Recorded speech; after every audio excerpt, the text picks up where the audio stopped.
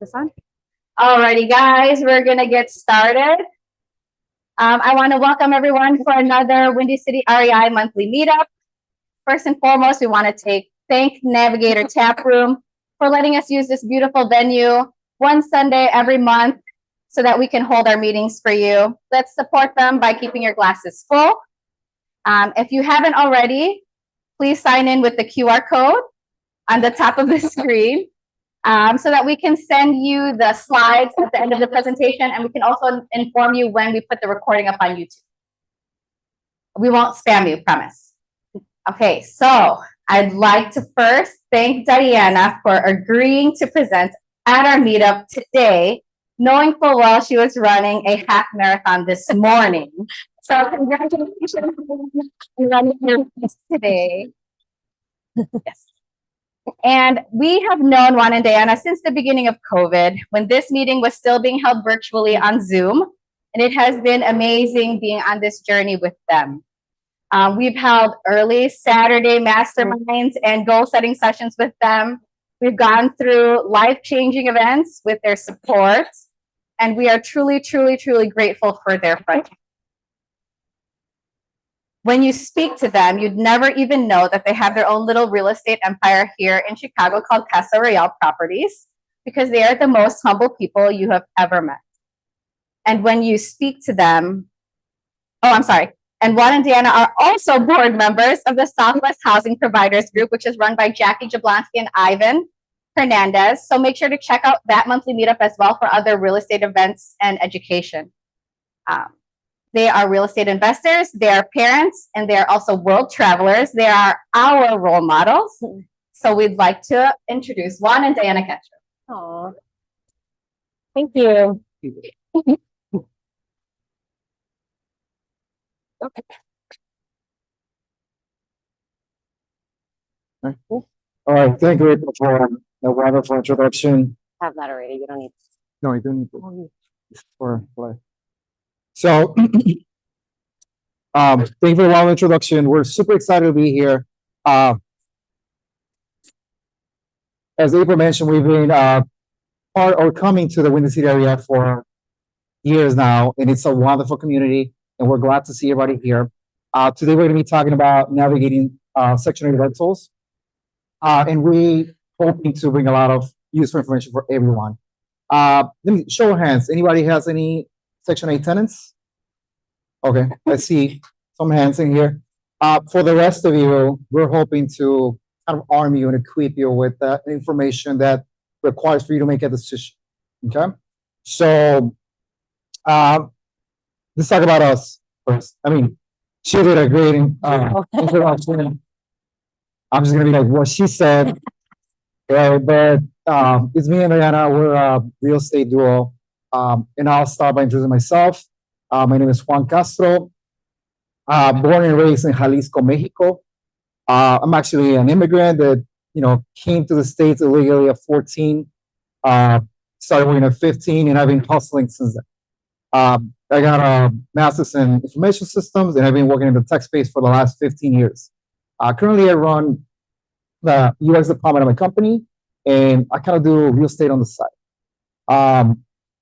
Aside from that, I enjoy traveling, enjoy learning, reading podcasts, and spending time with my two wonderful kids and my lovely wife, which I'm going to pass the microphone to. Oh, we still need to use it. Oh. Hi, everyone. Thank you for the beautiful introduction. So I'm just going to touch base a little bit on how we got started.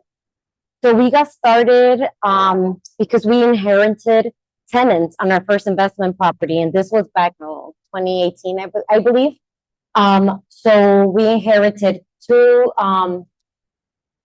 we purchased a 2-unit property, and we had 2 tenants that had Section 8.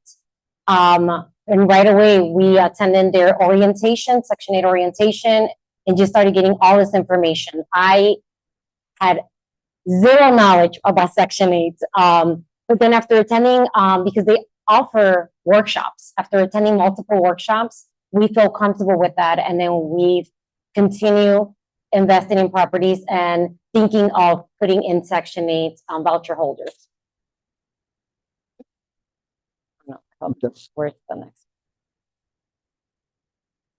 Okay, so full disclaimer, all the information that we're providing you today has to do with here, the city of Chicago, CHA, okay, not the suburb, which is very different, okay? We're not employed or we're not affiliated with the Chicago Housing Association, and all the information that we're providing today is literally has to do based on our experience. We are not experts. We will encourage you throughout the presentation to contact the Section 8 representative to answer your specific questions. We could only answer questions based on the experience that we had already, okay? So just full disclaimer, I know that we have like one or two individuals that already have Section 8 tenants. The information that we will be providing may be relatable, but obviously the outcome with the solution or the situation may be different, okay? So just FYI on that. How do I do that? No, I got it. Oh, Sorry, I'm really bad with technology. So how about you take control of it? No. switch? Yes. Sorry. And then here, right? No, I got it. I got it. All right, so let's start with the pros, right? Why would you rent to a Section 8 tenant, right? So for starters, right, on-time payments, right? This is a government-run program, so every first of the month you're gonna get your rent, right? Bank account is deposited, right? So this is very convenient, especially when you have times like COVID where, you know, you have a eviction moratorium and all that good stuff, right? So that's definitely a pro. You have potential for higher rents, and this is going to be dependent on the area. And we're gonna touch on the different area. We're gonna touch on the mobility program, which is something that we utilize a lot. There's also, based on our experience, lower turnover rates, right? So, like Diana mentioned, the first property we bought in 2018 came with a Section 8 tenant. We still have that tenant, and that tenant had been there for like 10 years. Longer. In our investing career, we've never had a Section 8 turnover, ever. Yes. So they're very good tenants. They're going to stay there. So it's a very, very good benefit. Also, in our experience, right, they're very responsible tenants. Right. This is, again, based on your tenant screening, right? There's always going to be bad apples and good apples. You have to screen not very, very well. We'll talk about tenant screening. I mean, again, you're probably gonna have some bad apples. Same thing with market tenants. You're gonna have the good or the bad. You have to be able to find the good ones, right? Now, the other thing to consider, right, for the tenants is like it's really hard to get on the program. Very, very hard, especially in Chicago. It takes like a decade. When you get in a list, you get in the lottery. So these tenants, they don't want to lose that opportunity, right? So if you find the good ones, they're gonna stick with you for a long time, and they're gonna be responsible. So, I mean, sign me up, right? Where's the sheet? Well, it's not that easy. There's also some cons. Here we go. I feel like the good cop, bad cop. All right, so we're gonna talk about some cons. So just FYI, the process to get a tenant into your apartment does take time. Getting a Section 8 tenant into your unit does take time. The time frame can range from 7 to 9 weeks. Okay, so just keep that in mind. In case you want to get a tenant in there within the first month, just keep in mind you have to be patient because the process does take a minute.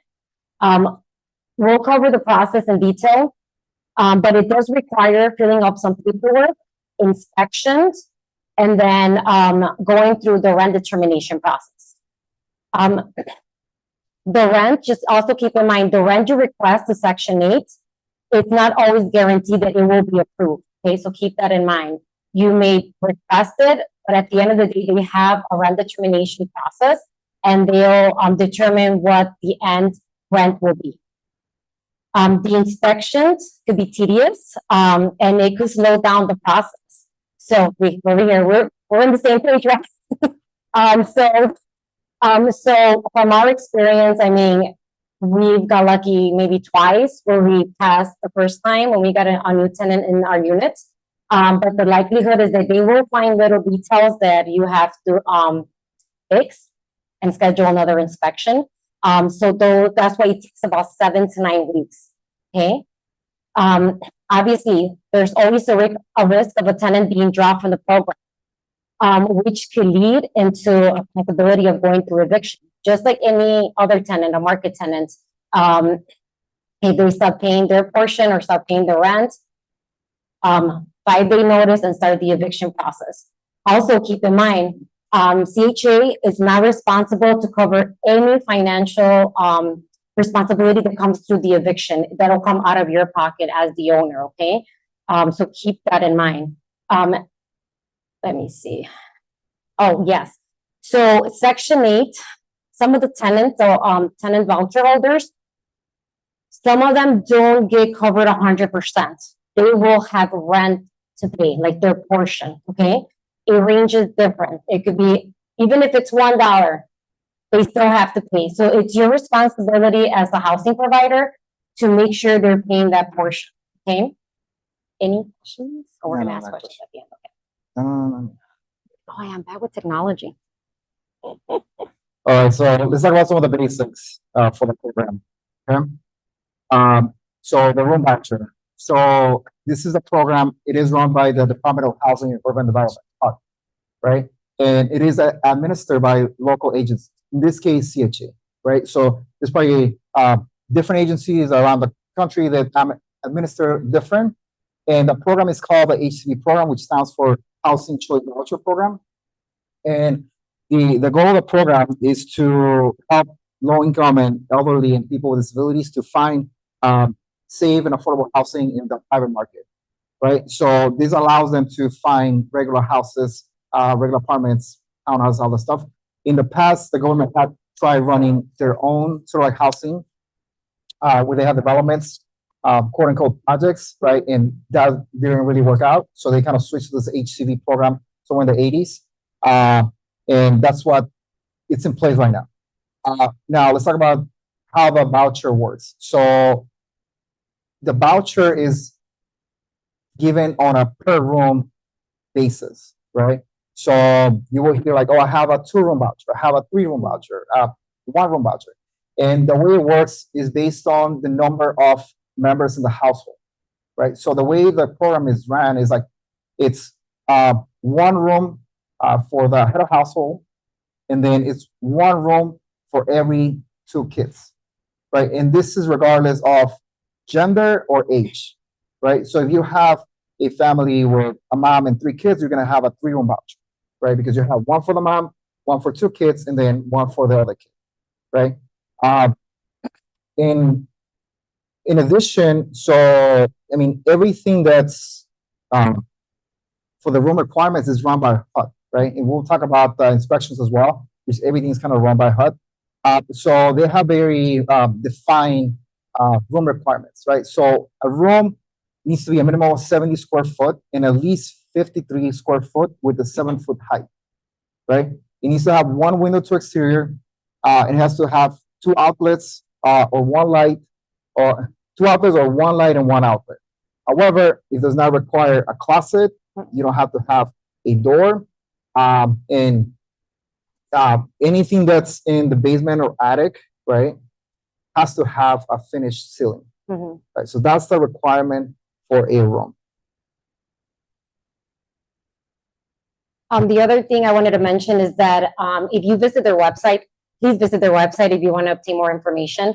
They do have an owner guidebook, and they have a participant guidebook. So all this information that we're providing, it's there, okay? So whenever you have time and you want to learn more about it, definitely visit their website and you're able to obtain those guidebooks. So we're going to cover listing your units. So for Section 8, we do post our units in affordablehousing.com, which is a third-party vendor for Section 8. You can get Section 8 prospects from this website. Obviously, most of us either use Zillow, apartments.com. I mean, there's different ways that you're able to post your unit, but to get a tenant with the Section 8 voucher, the most likelihood is that you will get one from posting it on affordablehousing.com. Okay. Setting the rent amount. consider the number of rooms, amenities, and utilities. So if you have an apartment and you want to include the utilities in the rents, and make sure you consider that when you come up with your rent amount. Some of the amenities that Section 8 considers to get the highest amount would be the following: a washer, a dryer, dishwasher, AC, granite countertops, ceiling fans, and a fireplace. Those are some of the items that if it's included in the apartment or a single family house, then most than likely they could give you a little bit more for the rent. Do your own market analysis. Of course, here we always do. We're trying to see what's the rent out there for like a 2-unit or 1-unit apartment or a single family house. So please do that. Now, when you do your market analysis for Section 8, they do want you to look at for the following bullet points. That it's rented at least for the last 12 months, that it's non-subsidized unit, and is within a 1-mile radius. We also here we use the renter meter and the rent cast. I like to visit the affordablehousing.com website just to see what they're asking for an apartment that has 2 rooms or a single family house, just to make sure that around that rent amount. Yeah. Now set the rent price a little bit higher than what you desire. Let me tell you why. So the rent price needs to be within the comparable range that you did. Once you did your market analysis within that amount. Also, the reason why we say that to place it a little bit higher is because CHA will never offer you more than what you asked. Okay, if they offer you less, you can try to appeal. Always try to go a little bit higher on what you expect to get. Because hey, they may approve it or they may not, but at least you know that it's a little bit higher than what you expected, and it'll cover, if it's including with utility bills, it'll cover the bills. But in our experience, we normally have tenants cover their own utility bills. Tenant screening, don't we just love that? All right, so make sure you do your own tenant screening.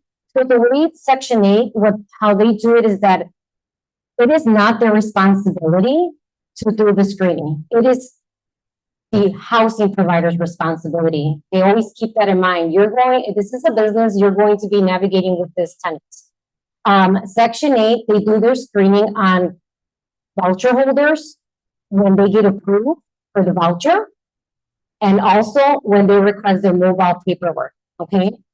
We always do our screening all the time. We don't leave the responsibility to the Section 8. Obviously here we all have different tenant screening requirements. Some of us require credit score, employment verifications, previous landlord verifications, bank accounts. Everyone has different screening. Just make sure you follow that, okay? Pre-screen prospect on the phone or in person. Actually, let me take that back. Try to pre-screen them before you even show the unit, just to make sure that they qualify, okay? Obviously, there's different source of ways where they could, you could screen them. Maybe they have to fill out their application to Zillow, to Apartments.com, to Doorknob. I mean, there's different options out there with technology. Verify the room voucher size and their mobile paperwork.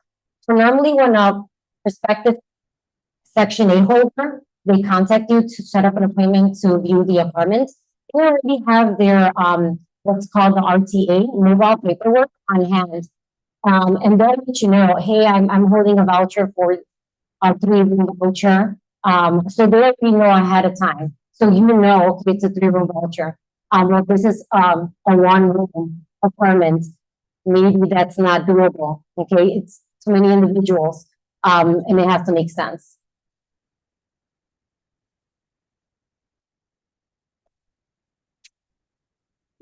Okay. All right, so you list your unit, reply to messages, pre-screen, show the unit, screen everybody, right? You find tenant. So now is when you start the process working with actually CHA, filling out the paperwork and filling out all the different stuff, right? So once you found a a tenant, right? Then we start with CHA. There's 4 steps in the process. Okay. We're gonna cover each one of the steps, but let me give you an overview. So the first part is the property owner screening. After that is gonna be the inspection, rent determination, and then if everything goes well, you're gonna do the lease signing and the move-in. Okay. This process is gonna take an average of 7 to 9 weeks. Okay. So just keep in mind when you are deciding about building that into your analysis, right? Now, once you start the process and when you submit your RTA packet to CHA, everything's going to be tracked on the owner's portal. It's a website. When you get a login, you're going to track the process. You're going to see the results for the inspections. You're going to see everything in there. Any messages, everything is in there. Okay. So, Oh, sorry. Yeah. So the very first step, it's called the property owner screening. So once let's take it back a few steps. So you show the apartment, Section 8 holder, you fill out the application, you did your screening, everything went well, you're like, awesome, this is gonna work for me. Okay. The next step is for them to provide you what's called the RTA, which is the moving paperwork, okay? Once you fill that out, the very first step that he mentioned, because there's like 7 or 8 steps, is they're going to verify the owner. They're going to do a background check. They're going to make sure that the property taxes on that property has been paid. There's no city violation or code violation on the building. So they need to do all of that, obviously, for the interest of the tenant. They need to make sure that it's livable and it's appropriate for the tenants or the children that are going to move in. So that is the very first step that they're going to do.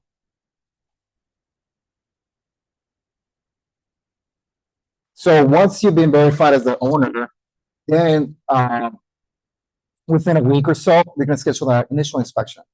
All right. So the inspection is gonna be based on the housing quality standards set by HUD. So you could always Google this. You could go and read about what HUD is expecting from the inspection, right? Now, some tips before the inspection. I would actually suggest you get there 15 to half an hour before, actually way before the inspection, right? Make sure that everything is working as expected, right? Make sure you have the utilities on because they're going to be checking that there's hot water, that there's heating. Make sure that the detectors are actually working, and make sure the windows are closing correctly. I mean, like whatever you would expect from any unit, right? It has to be livable, right? You have to eliminate any risk of anybody getting hurt. So the day of the inspection, right, they're gonna call you. I would suggest that you try to be there, right?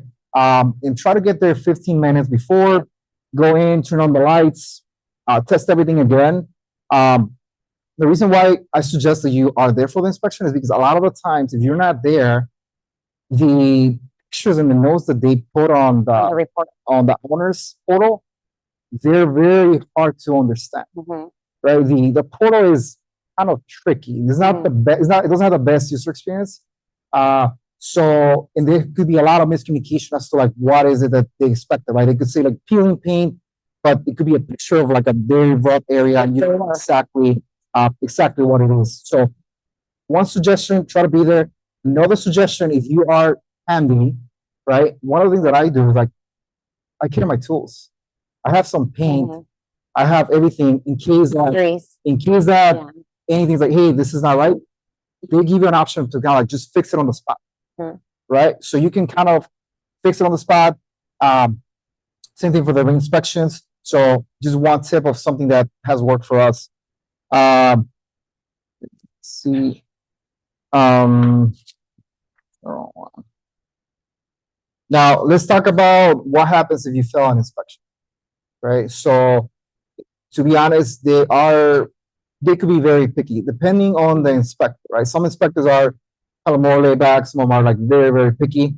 So, I mean, we fail inspections all the time, to be honest. Yeah, we do. I mean, it happens, right? We will get a gold star. Yeah, I mean, it happens, right? I mean, don't beat yourself up. A lot of the commonly failed items are number one is deteriorated paint, right? So a lot of the houses, deteriorated paint that's peeling. a lot of houses in Chicago were 100 years old, right? They have lead paint. So, you know, as per standards, they want no healing paint because a child could eat that and Lead. I mean, it's dangerous, right, for the health. So that's the number one. I mean, it's kind of easy to spot, right? You go throughout the house, you paint, and make sure you don't just paint over, right? Kind of peel whatever is, you know, fix it up, patch it up, paint it, and you're all good. Some other stuff, right, which is kind of like very common sense, right? Smoke detectors that don't work, windows that don't close right, light fixtures and outlets not working correctly or kind of loose, right? Holes and gaps in the walls, which is, I mean, hard to miss. And then rodents and bugs, right? Make sure you check for any mice, for any type of bug, right? So now if you fail the inspection, right, it's definitely going to delay the process. Yes. Right? So if you fail the inspection, you have to call to do another reinspection. They're going to give you a reinspection like in 1 to 2 weeks, right? The nice thing about the reinspection is that they can add more items to the list. They're just going to go and test whatever You fail. So they will not add new items to the list, right? So now if you fail the reinspection again, then they're going to cancel the move. So it is very, very important that on that second inspection, you are there, you pass everything. Again, take your tools, take your paint, and just take your whatever you gotta do, right? Just make sure you pass that inspection. Once you pass the inspection, then we jump into the third step, right?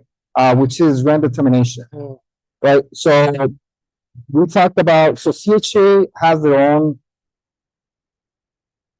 algorithm of calculating the rent they're going to be giving you. Okay. So it's based on 3 factors: asking rent, how much you're asking, market rent, and participants' affordability. Now, with the asking rent, right, we already talked about you want to ask a little bit more of what you really want, right? Because if the market rent and affordability say that they could pay up to $2,500, but you ask for $2,000, they're going to give you $2,000. They're not going to tell you, you know what, we'll give you $2,500. You're kind of screwed, right? That's it. So it's very important that, one, you do your market analysis, and it's very important that that you ask for a little bit more, right? Now, factor number 2, the market rent. So CHA is going to do their own analysis. They use affordablehousing.com for determining what the market rent is on that area, right? So they are going to look at, again, same thing you should be looking at, right? 1 mile radius, 12 months, same amenities, same unit size, same number of rooms. Now, when it comes to rooms, right, as long as they're meeting the same requirements, it doesn't matter if the comp has bigger rooms, right? It has the same amount of rooms. Okay.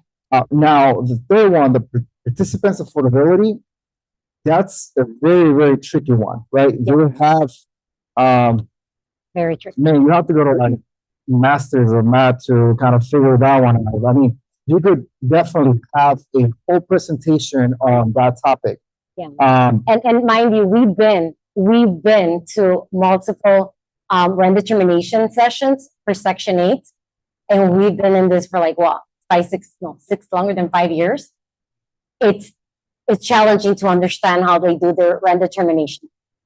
So they have this formula that takes into account the participant's income, the size of the voucher, but then they take into account the payment standards by HUD and service allowance. So the payment standards is like it's sort of like a report that CHA creates from the fair market rents provided by HUD. So you could Google this. Like HUD comes up with like the fair market rent for every single area in the United States of what a 2, 3, 4, 5, 6 bedroom should rent for. That's a fair market. And based on that, CHA creates their own payment standards as to how much they could pay for a given room number. And then they have utility allowance, right? So if the tenants pay for utilities, they have like a breakdown of like, if they pay for the gas and it's a 2-room, this is how much they allow or they add for the gross rent, So the Yeah. gross rent is like how much you're asking plus how much utilities they're gonna pay, right? So honestly, we have some worksheets that we've gotten from CHA that we can provide. So if you are interested, we could send you that. They have some examples. But what I would suggest is like don't focus so much on that. Don't break your head. Focus on the asking rent. Yeah. Right? Focus on what you can control. Now, when you are going to submit the asking rent, when you're submitting your RTA packets, you are allowed to submit comps on affordablehousing.com, right? Now, the tricky part is that you are supposed to submit comps of rented units that are non-subsidized. So what I would suggest is like become really good friends with an agent, right? Because they could pull comps. The other one that we mentioned, right? Rental meter. If you have an account that is the paid account, they will give you comps. We'll do a question at the end. Okay? You could pull comps, and it will tell you like, hey, there's 5 comps around 1 mile radius. You could submit that. Yeah. Okay, so it's very important you submit comps. And let me see. Just one thing. So what I do, honestly, I always look at that website, affordablehousing.com, because I need to make sure that within that zone, the area that I have a single family house, I need to know what they're asking for. There's a housing provider that's already posted a property there. I want to see what they're asking for. I want to see the amenities. Why not? Let's give them a call. Let's see if the answers are not on their listing, I could give them a call. The information's there. I cannot emphasize that. Check the affordable housing website. So when they give you the rent determination, you're gonna tell you, yes, we approve your rent, or we're gonna offer you this much, right? So in our experience, it's kind of rare when they're gonna approve your rent, the asking rent you have. If they approve your rent, that means that you asked for too long. You could have asked for a little bit more. Yeah. If there's only this one time that they approve it right away, and maybe Yeah. So for the most part, they're gonna give you kind of like a lower number, and then at that point, what you could do, you could appeal it, right? You could resubmit the comps. You could ask them to kind of review the comps again.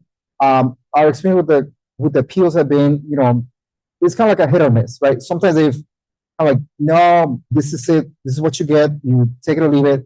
And there's been times where like, yes, you're right. The comps support your asking rent. And there's been times where like, hey, you know what? They don't support it, but we're going to give you this much, right? So it's a hit or miss.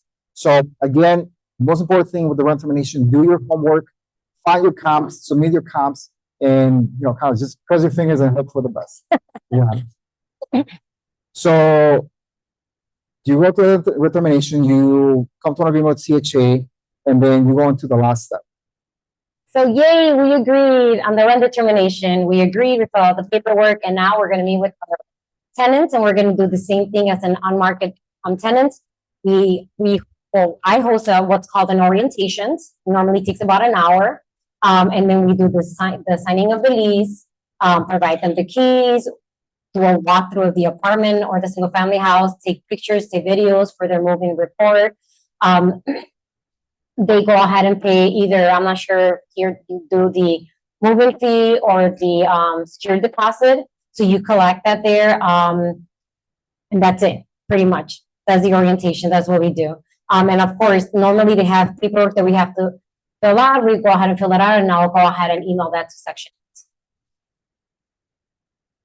So hold on, just one quick tip, right? And this is, just in general, right? Make sure that you spend time with your tenants when you're meeting with them at the property, and you go through the orientation paperwork. You should have a welcome packet that outlines your rules, your hours of operation, right? This is not just for tenants, it's for tenants in general. And try to use technology, right? Mhm. So, for instance, for walkthroughs, we started using this app. It's called Rent Check. It walks you through, takes pictures of the entire unit, and you can submit it for them to review, and they could sign it, right?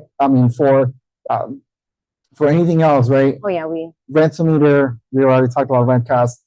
Use some property management software, and just make sure that you put everything up front, right? If you want long-lasting happy tenants, right, communication is key, right? And this, I want to emphasize this, especially with Section 8 tenants. Like they should know the rules. Sorry, one last thing. Regarding the lease, one important thing, pretty sure you know this. So the move-in can be any day of the month, but the lease cannot start on the first of the month. Yes. So they can move in any day of the month, but on the lease, don't put the first. We've asked. Don't ask why. So we've asked. Their answer, they're processing the paperwork. It just makes sense. Some people can move in on the first, so it's giving them time. Just keep that in mind. The lease cannot be on the first. It could be any day of the month, but they can move in any. One of those complicated things. All right, so now you're going through the process, you sign the lease, you move the tenant in, give them the keys, and, well, you get paid and live happily ever after, right?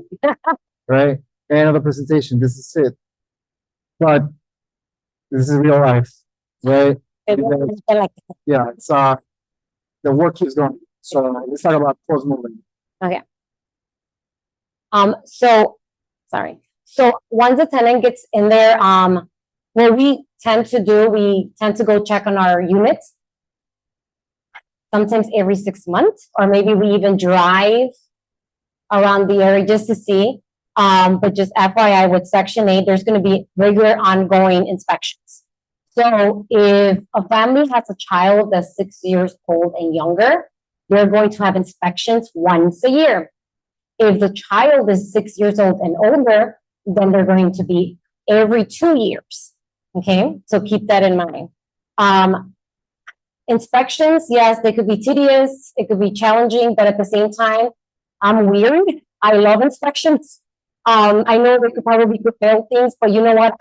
As a housing provider, I'm able to go in and see my units and see how the unit is. And because sometimes tenants, as much as we could work with them and you emphasize that they need to tell you to report a maintenance request, sometimes they don't, you know, so I could visit the unit maybe 30 days before inspection, get it ready, inspection date, I get to see it again. Obviously, but as a housing provider, you get to set your own policy, and if you're required to go visit building every 6 months, that's on you. But definitely try to have a habit of doing that. Don't just collect Section 8 funds, just make sure you take care of your property. So just keep that in mind. If the inspection, if a regular annual inspection, if you did the first inspection and you failed, and then 2 weeks later you have a second inspection and you failed, and they will stop payment. Okay. There will stop payment, either it could be the owner's responsibility or the tenant's, because the tenant could also fail. Why?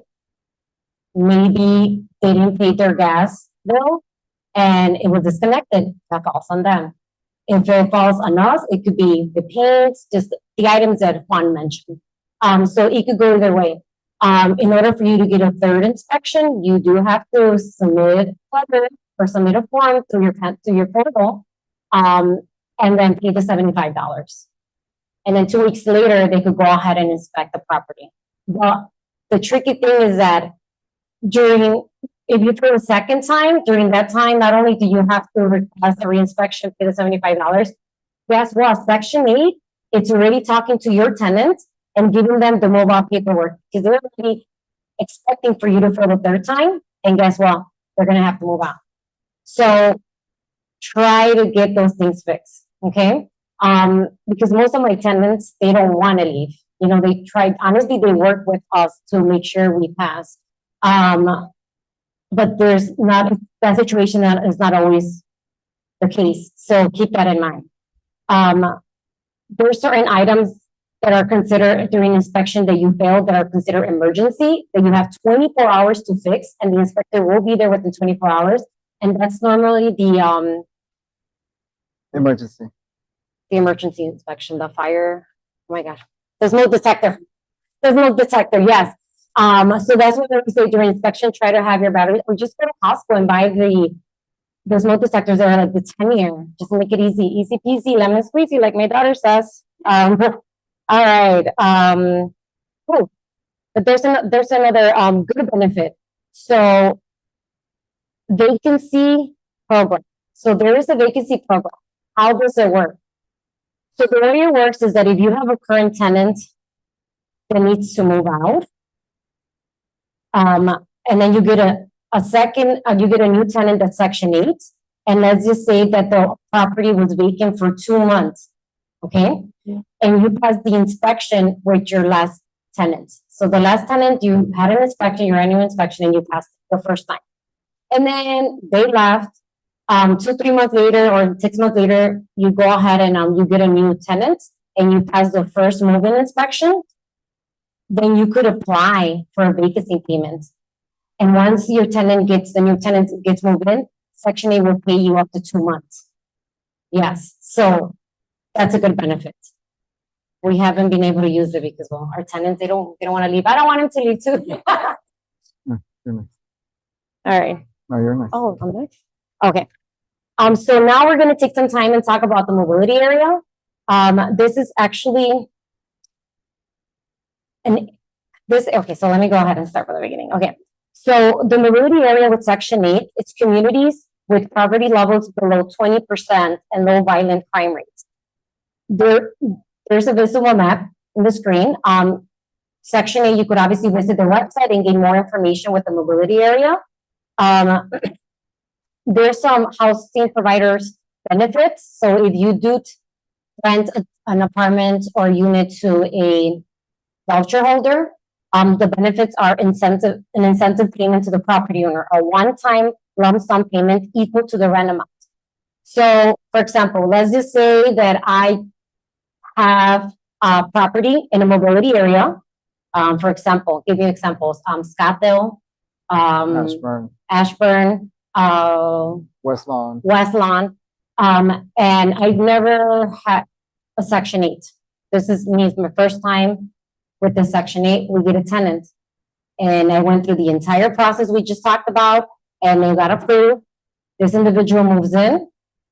Section 8 not only will help the tenant pay for maybe the move-in fee or the security deposit, but I will also get what's called the incentive payment. So they'll pay the first month of the rent plus an extra. Yep. So if your rent is $2,000, you'll get the month rent of $2,000, and then you get an additional benefit of $2,000. Okay, it's a one-time thing. Believe me, I tried. But they're like, no, you don't qualify. What else?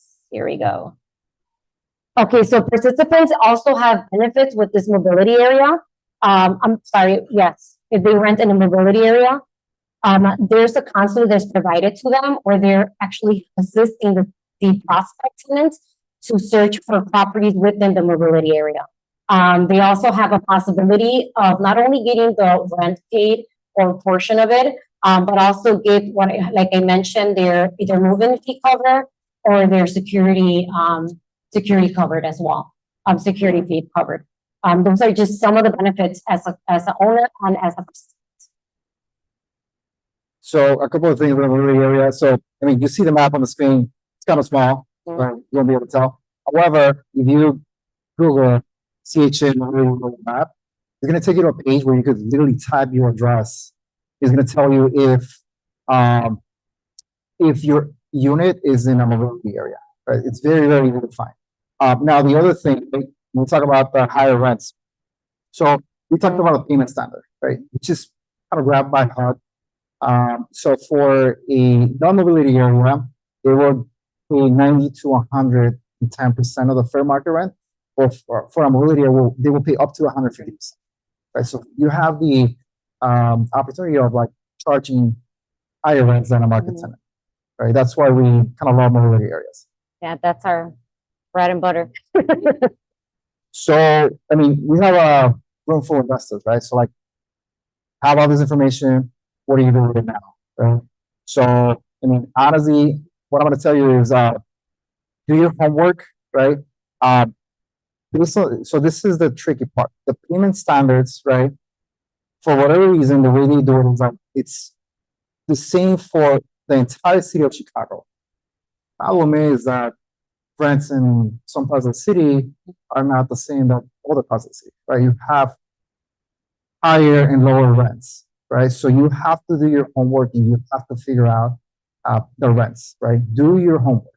So some of the things that we've been doing. So, and I don't know if we mentioned this at the beginning, we invest in the southwest side of the city, right? Think about West Lawn, Brighton Park, Gage Park, kind of closer to like the Midway area, right?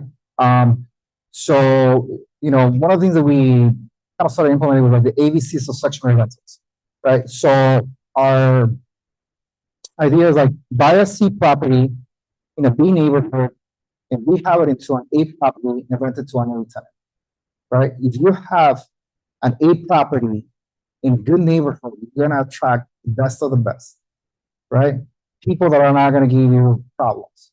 So that said, right, some of the ways that we've been utilizing, you know, to maximize profits, right? We've been buying single family houses in mobility areas, right? Again, if you want to find out if your property is in a mobility area, just do the Google. It will give you the map. You can type in the address, right? With that, one of the things, some of the things that we've been able to do, we've been able to get higher rents. We've been able to attract, you know, better tenants. Again, you have an A property, reduce vacancy, zero vacancy with any other, you know, sectionary tenants. And then the other thing that we've been doing is that we kind of have all the tenants pay all the utilities, gas, electric, water, and then they take care of the property, right? Once you give a tenant a good property, they're gonna take care of it as if it was their own. So they cut the grass, they clean, they shovel the snow, which for us that we self-manage properties, like it takes a lot of the burden away from us, right? So we talked about, you know, bedrooms, right? Find opportunities to add bedrooms to this property, right? And then the other thing that we would suggest is like use the BRRRR strategy for sectionary rentals. Show of hands, who is familiar with the BRRRR strategy? Okay, I see a few people, right? So that stands for buy, rehab, rent, refinance, repeat, right? So when you buy a property, right, in a good area, you rehab it thinking of your tenant, right? Thinking of, we looked at the amenities, right? We looked at like if I put granite countertops, if I put a fireplace, if I put these things, right, I could get higher rent. So when you're rehabbing it, right, think about all that stuff so that when it comes time to renting it, right, you could ask for higher rents because your property has those amenities. In turn, right, tenants are gonna love it, right? They're gonna love having those amenities. They're gonna love having a dishwasher. And if you make them pay for the water, well, you know, a dishwasher is not gonna cost you anything more, right? So take that into account. Oh, no. I just want to add one thing. Be very careful if your tenant is responsible to paying the water, because remember, it is under the housing provider's name. It is not on the tenant's name. So if you do place that responsibility on your tenant, keep track of the account number and make sure that they're paying it, okay? So be very self-conscious about that. At this point, what I'm doing is like, whenever I request a rent increase, or I have to renew a lease for my tenants, for Section 8 tenants, I am starting to eliminate that responsibility from them. Also because the more utilities that us as owners cover, the higher the rent we get. So let's look at a quick example, okay? Just to give you an idea. So we got this single family house in a mobility area, right? Unfinished basement. It was a 3-1. And we added a 1-bedroom, 1-bath, and a family room in the basement, right? So at the 7-foot height, had a window. Now, one of the things about the windows is there's no specification about what size the window has to be, right? The other thing, right, if you buy something that has like an unfinished attic, right, just remember 53 square foot have to be 7 foot tall, right? So keep that in mind when you're looking at properties and find the opportunity to, you know, to do value add, right? So now with this property, we rehabbed it, right? A property, right? Every time we have a property, I want to move in. Every time I saw, I'm like, oh, it's so good. That's the money. Yeah, honestly, all the rehabs look better than all. And I'm like, man, I'm jealous. I know. So obviously, right, this is gonna attract the right tenant, right? You have to still screen them, but this is gonna attract the right people, right? Now, when it comes to a property like this, right, you are taking care of all the systems. So which means that, you know, the CapEx is very low, the maintenance is very low. You get a good tenant in there. And I mean, honestly, she loves us. Oh, yeah. Every time we go, Mhm, they said she's so mhm, welcoming. mhm, You know, she knows our kids. You know, Mhm. it's like another part of Mhm. our family. Mhm. Now the thing about rooms, right? So I'm gonna buy a house and I'm gonna put 6 rooms, right? Well, I mean, it's not that easy, right? I mean, first of all, you're not gonna find a family that has that many rooms, right? So like, let's say for example, you wanted to make it a 5-bedroom, you will have to have a household of 8 members, right? So like one parent with 7 children, right? It becomes a bigger liability. Yeah. So you just have to be careful. My suggestion would be you could find a 2-1 and turn it into 3-1, or like a 3-1 and make it into a 4-2, right? So having that extra bathroom, but once you have more than 3 bedrooms, you need a second bathroom, right? So having that second bathroom is gonna really attract that tenant that wants to stay there, that wants to take care of your property, and is gonna stay there for a long, long time. So with that said, we are gonna open it up for questions. Oh, no, Enrique, you forgot. Oh yeah, I'm sorry. Sorry, one more thing, sorry. We're gonna talk about the numbers for this property, right? So this is the outside. So the market rent in that area for a single family house that's a 4-2 will be about 2,500. Given that it's a mobility area, we were able to get 3,100. Our PITR mortgage is 1,645, right? So keep in mind you still have to put money aside from some capex and some vacancy stuff like that. But overall, you know, it's kind of a good investment, right? Like what if you could do 5, 10, 20 of these, right? And, you know, not deal with so much maintenance, not deal with so much headache, right? So just wanted to give you an example of what it could look like. So now we can open it for questions. Oh, no. Oh, I said, this is the last one. Contact information. Yes. So we've been working with Section 8 for quite a few years now. We have built really good relationships with a lot of the people that work there. But Golden has been fabulous. Yeah. We actually had a conversation with her this week, you know, to go over the presentation, and she personally asked us to put her contact so that anybody could contact. Right? You could tell her that Juan and Diana gave you Yeah. phone number. You could stalk her. Only give her a call and set up an appointment. But any questions that you guys have that we're not able No to, more questions. answer, she's your girl. And I'm gonna go back Oh, yeah. so you could Take a get her picture, contact yeah. info.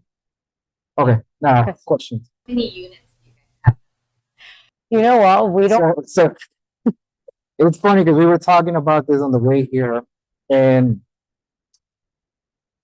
whenever you go to a meetup, that's kind of like one of the first questions that comes up, right?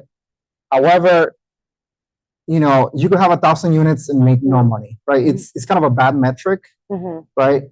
As to how many units you have. So we kind of don't Feel even comfortable disclose it, right? But disclosing it's just that. because of that. Yes, because you could have 2 units or If you have 1,000 units, and make 0 money, or like, you could be good, and then we don't want to kind of like discriminate anyone. Like everybody has their knowledge and everybody could share. A good question. So question. I have so many questions. Let's start with the top. Yes. I was surprised about the basements. Oh. So are we saying below grade? Like, you know, sometimes when you have a list, it says below grade basement, you know, the roof is below grade. Are those considered bedroom? Yes. So for HUD standards, right?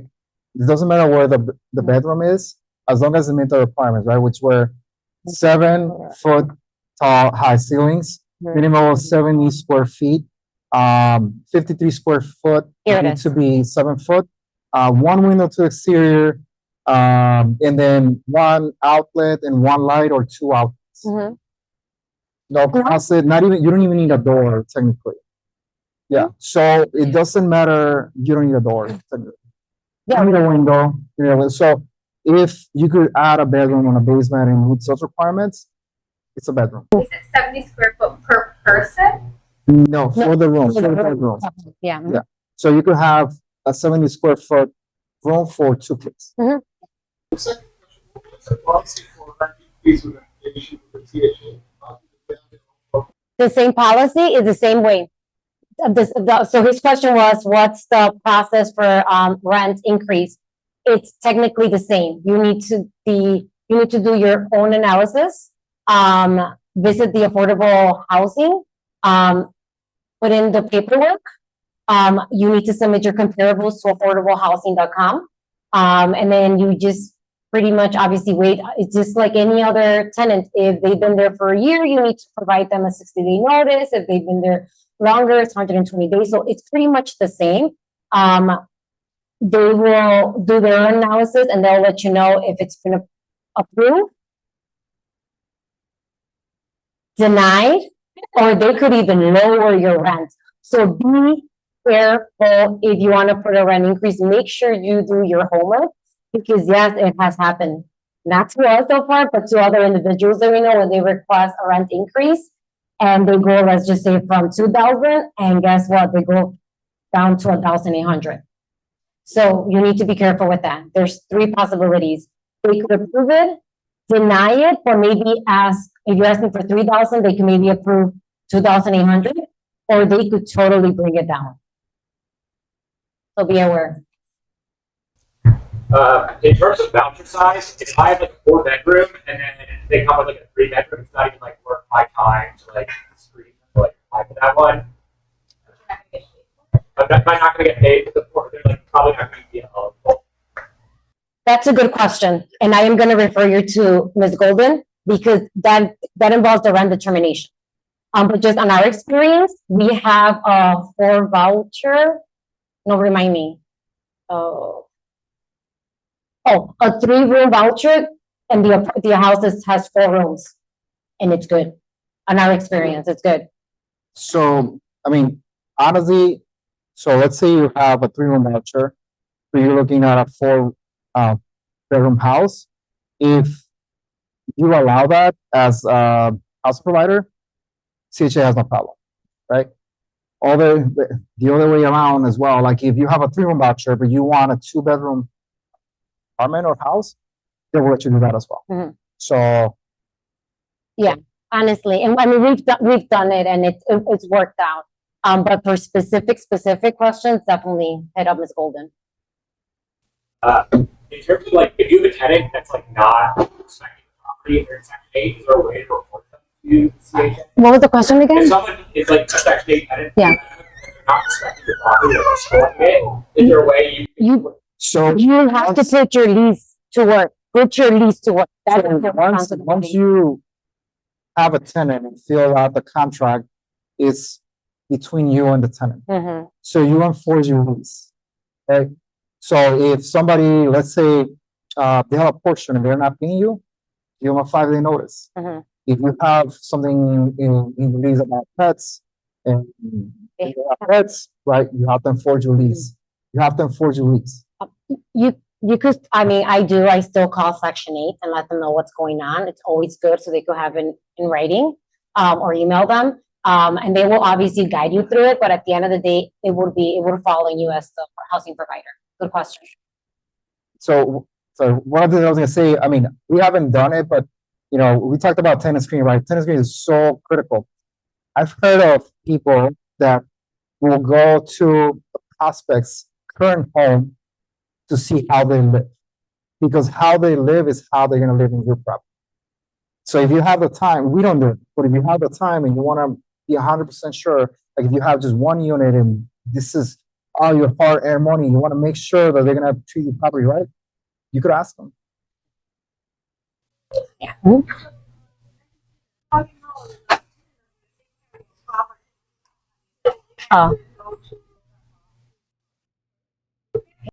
So, I mean, honestly, this is the same as with, you know, with any tenant, right? You wanna do regular inspections, right? So for us, we try to do every 6 months. Yeah. Every 6. Before you don't, sorry. So before you really don't know, like he mentioned, we've heard from going to other meetups. There's housing providers that go and visit the prospect house to see how clean they are. Sometimes you can request for pictures and videos, but we haven't done that. That you have to do for every single applicant. Exactly. It all depends on your, screening. If you do it to one, you have to do it to all of them. So that's why, like, we don't do it. We're not marketing it, we're not promoting it, but it's like even with an off-market tenant, you don't know. You could do all the screening and hope for the best. You check out. You do a credit score report. How do you? Yeah, we do. We do it to all of them. What's your minimum? 600. 600. 600. Good question. So the mobility area, does the city or not provide a plan of this neighborhood is gonna, or what does that mean? You know, what's the path of progress on the path? No, we don't. No, they don't. No. And I don't think they'll do that because I think that'll be like steering. Just FYI on the yeah. Any other questions? Yes.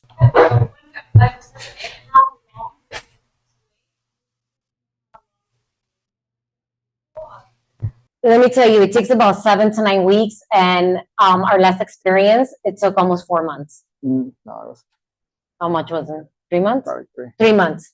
It took 3 months. I apologize. So that's why we mentioned it. Like that's something that you really need to consider because it does take a minute.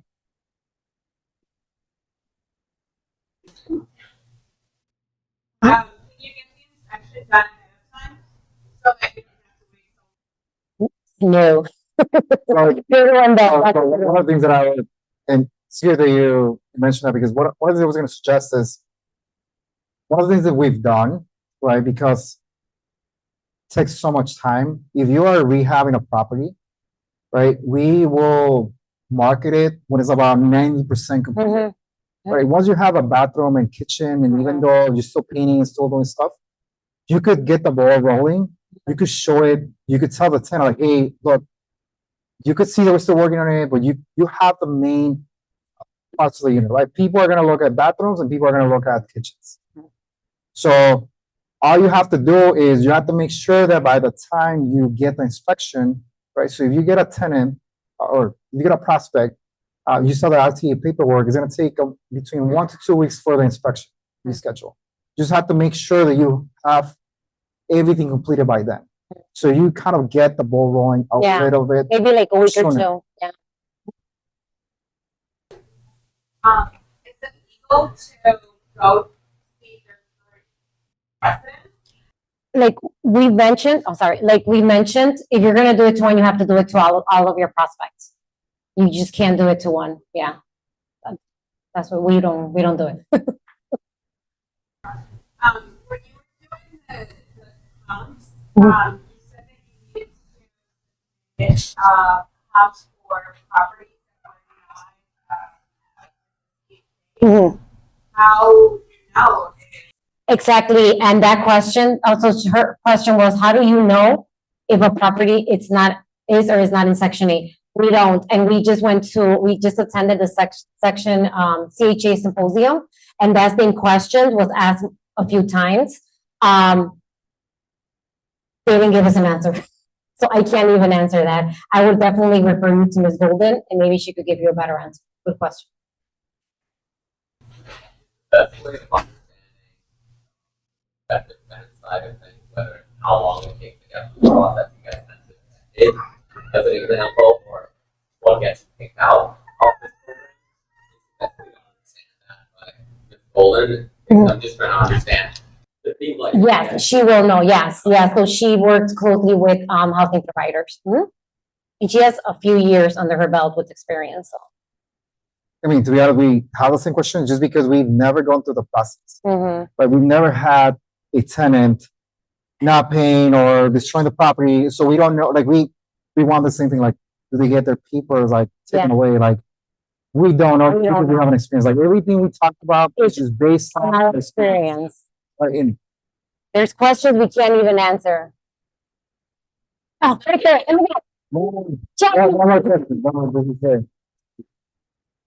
like some examples of some issues you had and how you handled them your CHA tenants, and then just kind like maybe your inspection process or other things that come up that people can kind of feel a little bit more better about the informed about how to navigate. Okay. Okay. Do you want to talk about the inspection?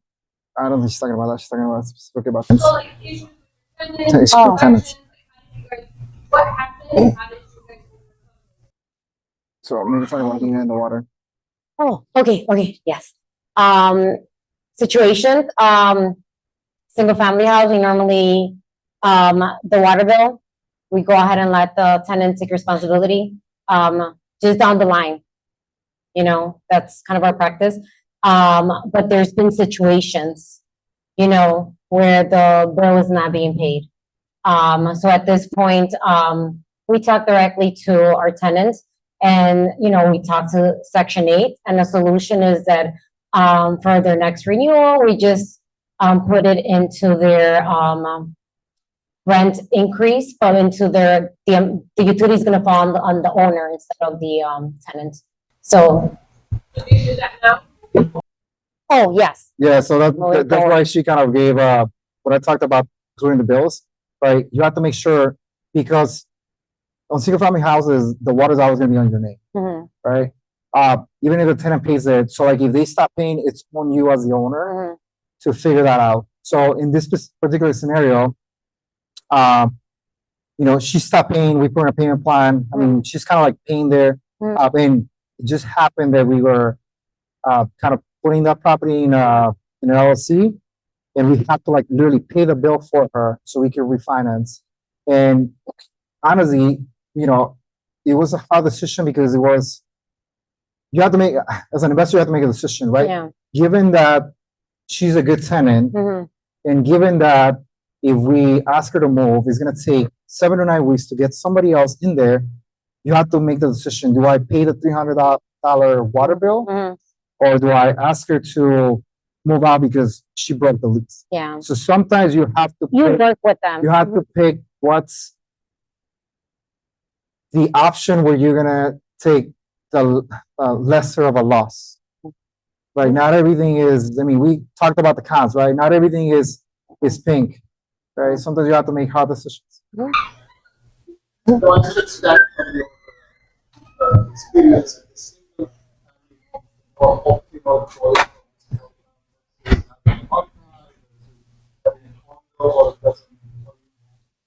So based on our experience, so we have some apartments that are on non-mobility area, Mhm. and on mobility area we have only single family homes. So we don't have experience with apartments and mobility. So I cannot tell you on that. Yeah. But what I will tell you is on the non-mobility area, right? We talked about they're gonna pay 90 to 110% of fair market rent. Mm. So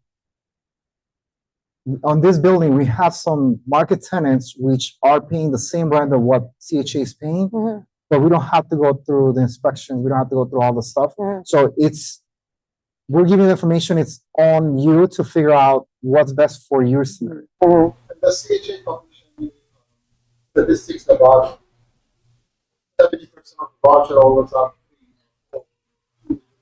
Understand what is the market? No, they don't give us that. No. Sorry. The question? Yeah.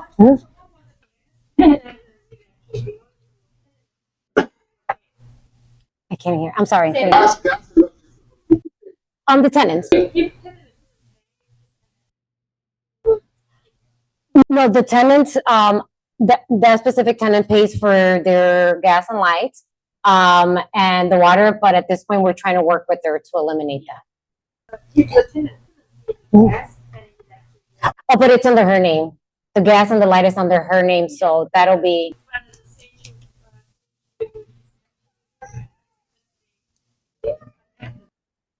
yeah, if inspection happens and is disconnected and it's her responsibility, it'll fall on her, and then there will be consequences. Mhm. I wouldn't. I mean, Section 8 will, I wouldn't. So you see what I'm saying? Like she's breaking, the contract with them, not with me. Like, she's not passing the inspection based on her responsibility, not mine. I don't know, does that make sense? Oh, okay. Yeah, not me. No. All done, All guys? right. Any other questions? Oh, thank you. Wow, a lot of information. I know. All right. Thank you, everyone. Appreciate it.